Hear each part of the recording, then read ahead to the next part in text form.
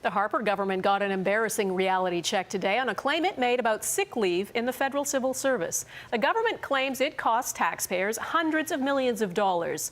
Well, no, apparently it doesn't. Michael Couteur explains. For years, the Conservatives have been trying to clamp down on the public service, especially sick leave, claiming it costs taxpayers hundreds of millions of dollars.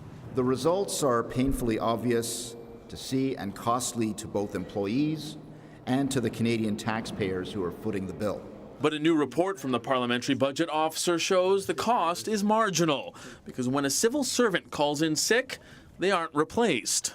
Cost is not really important, fiscally material in terms of what they have to pay in addition to the normal sick leave. So in addition to what is paid when someone stayed at home and is sick.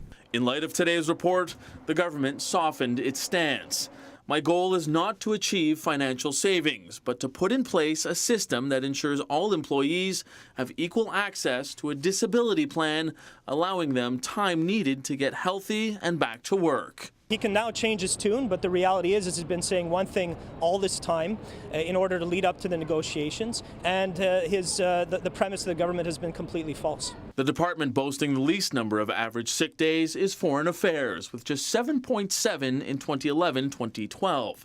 And it seems if employees deal with the public, they're more likely to call in sick. Correctional Services Canada, HRSDC or Service Canada, and Canada Border Services workers all take, on average, more than 13 sick days per year. It confirms what we've been saying all along. The union is even happier about today's numbers as negotiations with the government started just last week. The numbers are saying that we can improve it, but it doesn't need to be thrown out with the bathwater, that's for sure. But what remains unclear is where the government will find other savings in the public service now that sick leave is seemingly off the table. Michael Couteur, Global News, Ottawa.